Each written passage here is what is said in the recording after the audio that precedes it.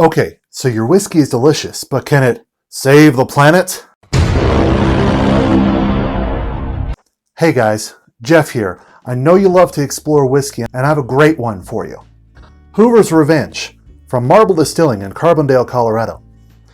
Now, they're rather unique. What they are is they're a fully sustainable distillery. And what that means for them is that they have a way where they can capture 100% of their used water, 100% of their heat that they expend. So there's no wasted heat, no wasted water, which I think is amazing. And not only that, but after they're done distilling, they have the spent grains. Well, those get sent to cattle ranchers to feed their cattle. So it all stays fully sustainable, showing that there is a really good way that you can save the earth by distilling whiskey. One thing I think is really cool about Marble Distilling is that they're a grain to glass distillery as well. So not only are they doing it sustainably, but they're doing it in a way where they can take grains from the local area from Colorado to be used to make Colorado whiskey. So they're keeping it all in the system. I think it's great. Now this particular one is Hoover's Revenge. It kind of changes based on the batch from what I can tell. This one is a 4-grain whiskey, actually 5-grain, but we'll get to that. This one I think is really neat. So let's pour some and we'll have a taste.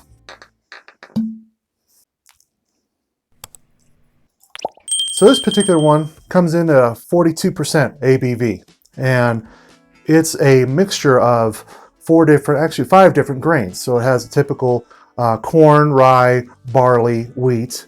It has triticale, which is kind of a sub-variety. It's really unique. I haven't heard of that being used very often. We'll see how it is.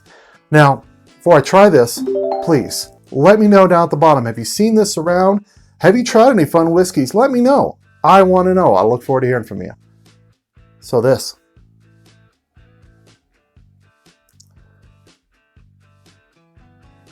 Now, it's a really, really unique nose. It's kind of, now not unique in a bad way, it's very caramel. It has kind of a herbal to it, so yeah, the herbalness, that rye is in there, and kind of, I think it's kind of minty, and so it's really pleasant. I think it's really pleasant nose. I really like it. It's really light. It's kind of refreshing. I think it's a refreshing nose.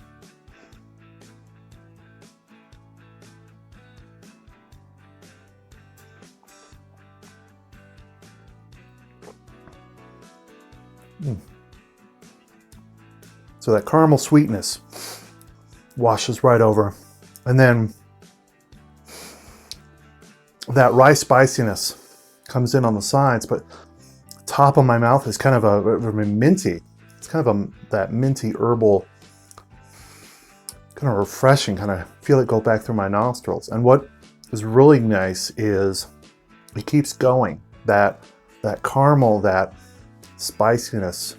It's not super spicy. This is not like a really high rye whiskey where it's really spicy. This is a slight, it's enough to let you know it's there, but it's really refreshing and it kind of keeps going. That freshness, that mintiness to it, it lingers on the palate. I really like that. Go back for another.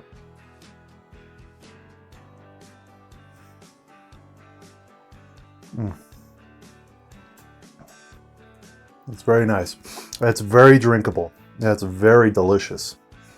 I think it's a fantastic small craft distillery. Now, what I think is really interesting about the distillery is not only can you go there and visit it, but you can also stay there.